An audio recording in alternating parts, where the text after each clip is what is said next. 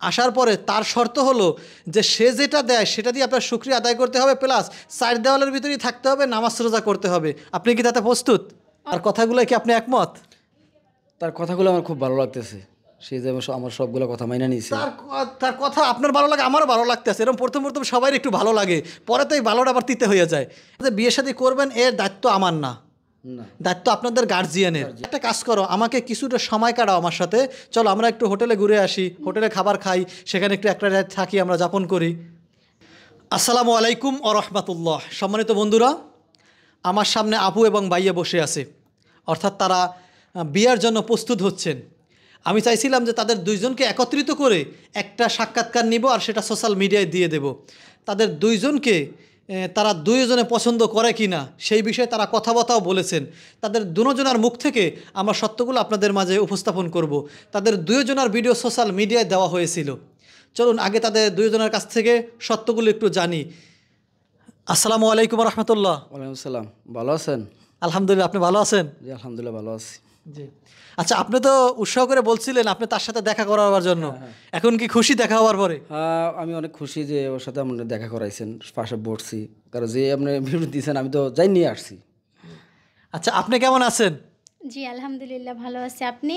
জি আলহামদুলিল্লাহ। আচ্ছা, আপনার পাশে যে বসছে যে সে আপনার হাজবেন্ড হবে, হয় না এখনো, আপনার কাছে কেমন লাগতেছে? হ্যাঁ, আমারও অনেক ভালো লাগতেছে যে আমাকে যে বিয়ে করবে সে আমাকে দেখতে আসছে এবং আমার পাশে বসছে। আসলে না, আমার লজ্জা লাগতেছে। আচ্ছা, বিষয়টা হলো যে আপনি যে পজিশনে আছে, সে যে পজিশনে আছে আর আপনি যে পজিশনে আছেন, আপনার কথাটা কিন্তু তার কাছে আমি শেয়ার করছি, প্লাস সে ভিডিওতেও দেখেছে, আর তার কথাটাও আপনার কাছে আমি শেয়ার করছি আলাদা আলাদাভাবে। এখন আপনাদের দুজনের একটু মনের ভিতরে যে আবেগটা সেটা আমরা জানতে চাই। আপনারা কি বিবেক দিয়ে কাজ করবেন না আবেগ দিয়ে? আমি আপনাকে আগেও বলছি, আবেগের কোনো কথা নেই, না বিবেক দিয়ে কাজ করব। যেতে ওর পছন্দ হয়েছে আমার, ওরা আমি এখান থেকে সরে নিয়ে যাব, আমার মতো করে ওর সাথে মানে রাখবো আর কি। এখন সে বলছে আপনার একটা সন্তান আছে, আপনি বলছিলেন তার সন্তানকে আপনার দেখাশোনা করতে হবে, প্লাস নিজের মনে কইরা। আপনি কি মনে করেন? অবশ্যই সন্তান তো সন্তানই হয়, তাকে আপনার পর ভাবার কি আছে? এখন তো এই কথাটা কি আবেগে বলতেছেন না বিবেক দিয়েই বলতেছেন? না না, এটা বিবেক থেকে বলতেছে, আমার আবার আবেগ নাই। না না, অনেকে আবেগের ঠেলায় বইলে ফেলায় যে তার সন্তান আমার সন্তানই, তার 5টা সন্তান থাকলেও আমি দেখব, কিন্তু পরবর্তীতে দেখা যায় বিয়ের 1 মাস 15 দিন পরে, ঠিক আছে, ওই সন্তানকে কি সরাই দেয় বা স্বামীকে বশ করে নিয়ে ওই সন্তানকে দূরে সরাই দেয়, ওই সন্তানকে আবার খারাপ কাজে লিপ্ত করায়। মেয়ে হলে তো খারাপ কাজে একদম বানাইয়েই ফেলায় সৎমায়, যেরকম পরিস্থিতি অনেকে পড়ছে। ওইটা তো মানুষ তখনই করে যদি ওটা রিলেশন করে বিয়েটা হয়, তখন সে তার আগের ঘরে যদি কোনো সন্তান থাকে তখন দেখতে পারে না। কিন্তু আমার তো প্রেম ভালোবাসা এসব পছন্দই না। আমি তো এই যে সরাসরি আপনি যে প্রস্তাব নিয়ে আসছেন, বিয়ে করব, সংসার করব, এখন তার একটা না আরও 2-1 জন সন্তান থাক, সে মানে তাকেও আমি দেখাশোনা করব, কোনো অসুবিধা নেই। আচ্ছা, তার বিষয়টা জানতে পারলাম। এখন তার আরেকটু বিষয় জানার আছে, সেটা হলো আপনি যে তার ঘরে আসবেন, আসার পরে তার শর্ত হলো যে সে যেটা দেয় সেটা দিয়ে আপনার শুকরিয়া আদায় করতে হবে, প্লাস চার দেওয়ালের ভিতরেই থাকতে হবে, নামাজ রোজা করতে হবে। আপনি কি তাতে প্রস্তুত?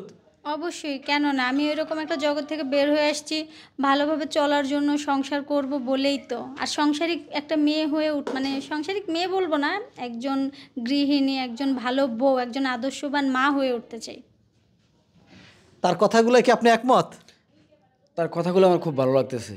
সে যে আমার সবগুলো কথা মাইনা নিয়েছে। তার কথা আপনার ভালো লাগে, আমারও ভালো লাগতেছে। এরকম প্রথম প্রথম সবাই একটু ভালো লাগে, পরে তো এই ভালোটা আবার তিতে হয়ে যায়। এখন তিতে তো আর হবে না। না, আমার কাছ থেকে তিতা হবে না, বাকিটা আল্লাহ জানে, আরও জানে। মানে এই মিডিয়া যারা দেখতেছে, বুঝছেন, এরা তো সাক্ষী, এরা থাকবে। আপনি যদি কোনো সময় অন্যদিকে নিয়ে যান কথাগুলো, বা বাজে কথা বলেন, বা পিছনের এই সে যে কোনো একটা কাজে ছিল, আল্লাহ নারায়ণ সেখান থেকে সে ফিরে আসছে, ওই কাজের কথা বলে তাকে খোটা দেন, ঠিক আছে, তাহলে কিন্তু সম্পূর্ণ তার যদি খারাপ হয়ে যায় তার দায়ভার আপনার নিতে হবে। দেখেন, ওই দিনে খোটা দেবো কেন? কারণ আমি তো জানছি আগে আগে যাই না, শুই না, আমি বুঝিয়ে তো আমি কাজটা করতে আসছি, বিয়ে করতে আসছি নাকি। আপনারা যে বিয়ে শাদী করবেন এর দায়িত্ব আমার না, দায়িত্ব আপনাদের গার্জিয়ানের। আপনাদের দুইজনকে পৌঁছিয়ে দেওয়া, একত্রিতভাবে কথা বলাই দেওয়া, এতটুকু ছিল আমার। আপনার গার্জিয়ানের সাথে পরিপূর্ণভাবে তারও পরিচয় করাই দেওয়াটা। এখন আপনারা দুইজনের হিসেবে দুইজনে গাঁটবেন, যে কার কতটুকু পছন্দ হয়, কেমনে কি হয়, গার্জিয়ান পছন্দ হয় কিনা, বাড়িগিরি পছন্দ হয় কিনা, তারপরে আপনারা বিয়ে শাদীর দিকে আগাবেন। হুট করে আজকেই বিয়ে করবেন না। না না, এটা তো অবশ্যই ওর তো যদি কেউ থাকে জানাইবো, আর যদি ওর কেউ না থাকে আমার ফ্যামিলি থেকে একজন গার্জিয়ান ওর জন্য বানাবো, বানায় আমরা ওই দুইজন গার্জিয়ান মিলেই আমরা একত্র হব। আচ্ছা আপু, আপনাকে যদি কালকে সে ফোন দেয়, অবশ্যই ফোন নাম্বার তার কাছে শেয়ার করছেন যেহেতু হাজবেন্ড হবে, এখন তার কাছে যদি ফোন দেয় তাহলে আপনি বলবে যে চলো একটু পার্কে ঘুরতে যাই, যাবেন না? না না, আমি এরকম কোথাও ঘুরতে টুরতে যেতে পারবো না। যদি বলে আমরা তো সামনে বিয়ে শাদী করবো, তাহলে একটা কাজ করো, আমাকে কিছুটা সময় কাটাও আমার সাথে, চলো আমরা একটু হোটেলে ঘুরে আসি, হোটেলে খাবার খাই, সেখানে একটু একটা রাত থাকি, আমরা যাপন করি। না, এরকম বলে পরে দেখা যাবে সব কিছু পেয়ে গেল, বলবে তুমি এরকম আমার সঙ্গে করতে পারছো, এরকম তো আমাকে রেখে আরও অন্য কারোর সাথেও করতে পারবে, এরকম মেয়েকে আমার চাই না, আমি তাই যাব না কোথাও। বুঝতে পারছেন? আপনি কি তারা ডাকবেন নি ঘোরার জন্য? না, আমার ঘোরার প্রয়োজন নেই। যদি বিয়ার পরে সে বলে যে আমার মন খারাপ, ভালো লাগতেছে না, চলো কোথাও আমরা নিয়ে যাও, ঘুরতে নিয়ে যাও, ওইটা আমি নিয়ে যাবো, কিন্তু এইভাবে নিয়ে যাবো না। তার আগে বিয়ের আগ পর্যন্ত এখন একসাথে বসছেন, শরিয়া অনুযায়ী, ইসলামী আইন অনুযায়ী এভাবে একসাথে বসারও নিয়ম নাই। হ্যাঁ, এখন বলতেছেন আমরা ভিডিও শুট করার জন্য, সবার কাছে ক্ষমার উদ্দেশ্যে বলতে চাই যে তাদেরকে একসাথে করাইয়া সীমিত সময়ের ভিতর আমরা একটা ভিডিও ফুটেজ করতেছি। কারণ এই ভিডিও ফুটেজটা করতেছি একটু কাজের জন্য, মানে সাক্ষী প্রমাণ রাখার জন্য, প্লাস তাদের অনুমতি নেওয়া আছে। আপনাদের তো অনুমতি দিছেন? হ্যাঁ জি, অনুমতি দিছেন তো ভিডিওর? জি ইনশাল্লাহ। এজন্য কেউ মাইন্ডে নেবেন না। প্লাস আমরা একদম পুরোপুরিভাবে ডেকেও রাখতে পারতেছি না, কারণ যতটুকু তারা ডেকে আসছে এটা তাদের একান্ত ব্যক্তিগত ব্যাপার। আমার যতটুকু বলার আমি তাদেরকে বলছি ডেকে আসার জন্য। এখন আরেকটু বিষয় জানতে চাই আপনাদের কাছে, আপনাদের বিয়ে শাদীর ভিডিওটা আমি কি করতে পারবো? অবশ্যই করতে পারবেন, সমস্যা নেই। আপনি কি বলেন? ইনশাল্লাহ, যদি ভাগ্যে থাকে। আচ্ছা, আরেকটা বিষয় হলো যে আপনার তো গার্জিয়ান নাই বলছিলেন, আপনার গার্জিয়ান হিসাবে আপনি কাকে মানতে চান, বা তার গার্জিয়ানকে আপনি গার্জিয়ান হিসেবে মানতে পারবেন কি না? হ্যাঁ অবশ্যই, ওনার গার্জিয়ানই তো এখন আমার গার্জিয়ান, ওনার পরিবার মানেই তো এখন আমার পরিবার হবে। তারপরে বিয়ে শাদীর ব্যাপারে একটা গার্জিয়ান থাকা প্রয়োজন, সেটা তার পরিবার থেকে হবে না, সেটা আপনার যে কোনো একটা পরিবার থেকে বা আত্মীয় স্বজনের ভিতর থেকে হওয়া দরকার। আপনার এমন কোনো আত্মীয় স্বজন নাই পরিচিত? না, কেউ নেই, কিন্তু আপনারা তো আছেন। আমি তো মিডিয়া পারসন, আমি আপনার বিয়ে শাদীর ব্যাপারে জড়াইতে চাই না, কারণ এই ব্যাপারটা জড়াইলে পরবর্তীতে কোনো ঝামেলা হলে আমার গাড়ি আবার আসবে। আমি এই জন্য এটা থেকে দূরে থাকতে চাই। আল্লাহ না করে এটা সাথে আমি জড়াবো না, কিন্তু আইনে মিশিয়ে দেওয়াটা আমার দায়িত্ব এই পর্যন্ত। তারপরে কি হবে, 6 বছর পরে আপনাদের বাচ্চা হয়েছে কিনা, ঠিক আছে, এই খোঁজ তো আর আমি নিতে যাব না। এটা আপনাদের সংসারে বা আপনাদের ব্যক্তিগত ব্যাপার হবে। আচ্ছা, ওটা না নিলেন, কিন্তু বর্তমানে গার্জিয়ান হইয়া মানে কাজটা কইরা দেন না, এটা সবচেয়ে ভালো হয় না? এই গার্জিয়ান তো একবার হইতে যেই ঝামেলা হয়ে গেছে, বুঝছেন, এই জন্য এই গার্জিয়ান আর আশা করি ঝামেলা হবে না, আমাদের ফ্যামিলি থেকে ঝামেলা হবে না। আপনি কি বলেন?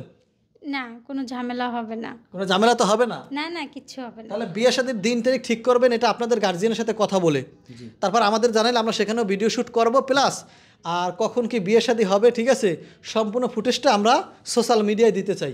হ্যাঁ দেন, আমার কোনো প্রবলেম নেই। আপনার প্রবলেম আছে?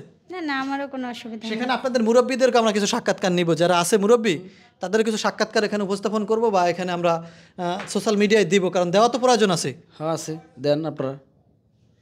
ঠিক আছে? হ্যাঁ অবশ্যই প্রয়োজন আছে। আচ্ছা, আপনাদের দুজনের ভিতর কথা তো পাক্কা?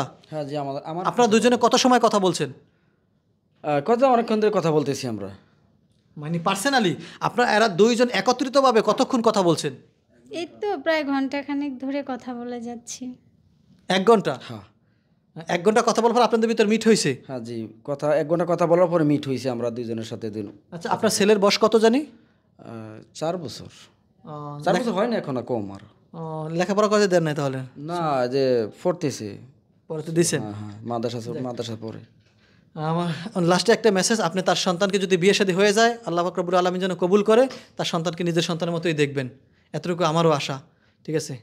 আর আমার এটা দাবি, জোর দাবি জানাচ্ছি, কারণ এই সন্তানগুলোই দেখা হয় না। সম্মানিত বন্ধুরা, আমরা কথা বলছিলাম আপুর সাথে, ভাইয়ের সাথে, যারা সোশ্যাল মিডিয়ায় ইতিমধ্যে 2-2টা সাক্ষাৎকার দিয়েছেন আমাদেরকে, আর সেগুলো আমি আপনাদের মাঝে তুলে ধরছিলাম। আমাদের এখানে প্রায় হাজার হাজার মানুষ কমেন্ট করেছে, প্লাস তারা নাম্বার দিয়েছে, তারা আপুর বিবাহর জন্য অনেকে প্রস্তাব দিয়েছিলেন। তার ভিতর থেকে বাইরে কিন্তু অনেক আগ্রহ করেছে, তার একটা সন্তান আছে, তার বাড়িও তার এলাকার কাছাকাছি বলছে, বা পরিচিত কলস এরকমের কিছু একটা, ফোনেও কথা বলছে, এরকমের কিছু হয়েছে। তাই আমরা সরাসরি ফুটেজটা তুলে ধরলাম, তাদের গায়ে একত্রিত সময় দিল, তারা কথা বলল, তারপরে দেখতে পেলাম না তাদের একটা মিল হয়ে গেছে। এখন তাদেরকে আমি মাঝখান থেকে একটু বাক করে দিতে চাই, কারণ হলো যে তারা জানি আর একত্রিত না হয় বিয়ের আগ পর্যন্ত। এটা তাদেরকে সতর্ক এবং সাবধানতায় মেসেজটা অবলম্বন থাকবে তাদের ভিতরে। আর তারা ইসলামী শরিয়া মোতাবেক জানি বিয়ের শাদীটা হয়, আমরা সেই পর্যন্ত তাদের সাথেই থাকবো। আর বিয়ে শাদীর ফুটেজগুলো আপনাদের মাঝে দেওয়ার চেষ্টা করবে ইনশাআল্লাহ। সবাই ভালো থাকবেন, সুস্থ থাকবেন, তাদের জন্য দোয়া করবেন, আল্লাহ যেন তাদেরকে দিনের জন্য কবুল করে। আসসালামু আলাইকুম ওয়া রাহমাতুল্লাহি ওয়া বারাকাতুহু।